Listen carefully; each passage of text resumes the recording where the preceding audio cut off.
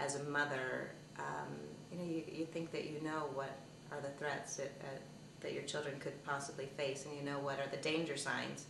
And when I realized after coming to learn more about the glow that it's associated with 15 diseases, that 1 out of 80 children will show the glow, and that 80% of the time it's parents who are first to discover the glow and to bring their children in for treatment, we realized that something more significant needed to be done. And so we created knowtheglow.net, which is our website, where we are looking to educate people on the different diseases associated with the glow, what to look for with the glow, and how to get your children to treatment.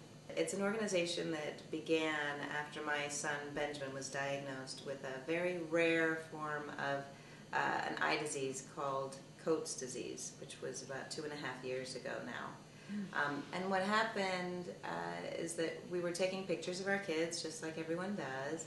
We would start to see in just one eye, instead of getting a normal reflection back, especially in night photo pictures where you'd get red eyes back, for Benjamin you'd see one red eye and then one gold eye, almost like he had a gold coin in his eye. He had a vision test. He'd just done the pediatric eye exam a few weeks prior with the little paddle test, which he'd passed completely, and I think at the time it was probably because he was just moving the paddle enough to help him see with the other eye. But when we were in this doctor's office and they actually sealed his right eye, his left eye could not see a letter E the size of a huge computer screen just a few feet away.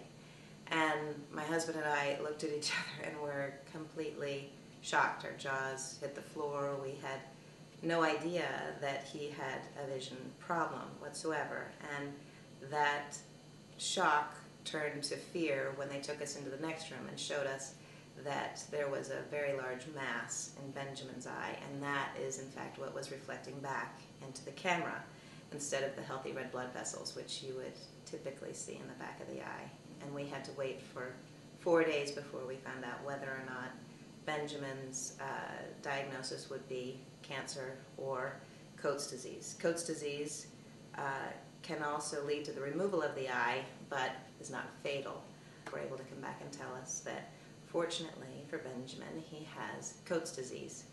We've chosen the phrase "know the glow" because it does indicate the importance of being aware of the glow, but it also talks about the hope. There's no reason that so many children need to lose their sight. This is a cause that really needs a champion, and it needs someone to get out there and try and scream from the tallest mountain, and to help find other women and other mothers who will go pick their own mountain to scream the same scream with me. So for me, this has been something that has just continued to grow and develop on its own, but you have that feeling when you're on the right path with something, and I think we're all excited about where this could potentially lead, and our hope is that one day we'll be highlighting the number of children that we've been able to rescue from blindness through our efforts, and that is the goal. When I think of mother's love, I think about a woman stretching out her arms as wide as she can and somehow being to embrace an entire community of children in a way that reaches beyond her own children and into the world beyond.